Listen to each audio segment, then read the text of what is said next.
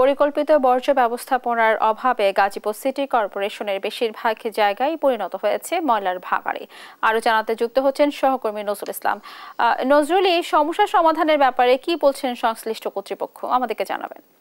স্নেহা, আপনি যেমনটা বলছেন, আপনি জানেন যে গাজীপুর জেলার সবচেয়ে অর্থাৎ মহানগরের সবচেয়ে গুরুত্বপূর্ণ একটি সড়ক, সেটা হলো ঢাকা টাঙ্গাইল মহাসড়ক। এখানে আশপাশে কিন্তু বেশ কয়েকটি স্কুল এবং শিক্ষা প্রতিষ্ঠান এবং কলেজ রয়েছে।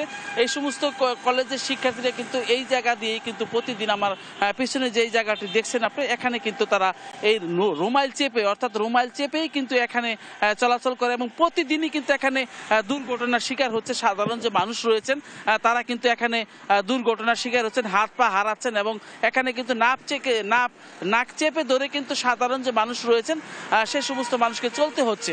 তো এর পাশেই কিন্তু সরকারি একটি হর্টিকালচার রয়েছে, সেখানে কিন্তু গাছগুলো এই ময়লা আবর্জনার নোংরা পানি গিয়ে কিন্তু সেই প্রতিষ্ঠানের যে গাছগুলো রয়েছে সেই গাছগুলো কিন্তু সবগুলোই মারা গেছে। আপনি দেখতে পাচ্ছেন যে এখানে কিন্তু আপনার এখানে যে যারা রয়েছে সিটি কর্পোরেশনের কর্তৃপক্ষ কিন্তু এবং বাসাবাড়ির সামনে এবং সম্পূর্ণ সিটি কর্পোরেশনের আবর্জনা এবং নোংরা কিন্তু ভরে রয়েছে। কর্তৃপক্ষ কিন্তু এটি একটি নিজস্ব, অর্থাৎ সিটি কর্পোরেশন 2013 সাল থেকে এখন পর্যন্ত কিন্তু নিজস্ব কোনো ডাম্পিং এর ব্যবস্থা যেতে পারেনি।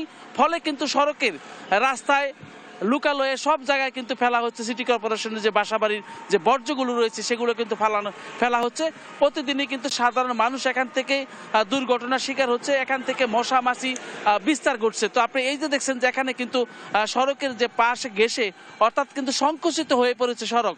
এই সংকুচিত সড়ক দিয়ে রাতের বেলা যে গাড়িগুলো চলে সেই গাড়িগুলো কিন্তু দুর্ঘটনার শিকার হয়। আপনি জানেন যে 57টা গাজীপুর সিটি 57টি ওয়ার্ডের মধ্যে কিন্তু এখানে 50 লক্ষ মানুষ কিন্তু বসবাস।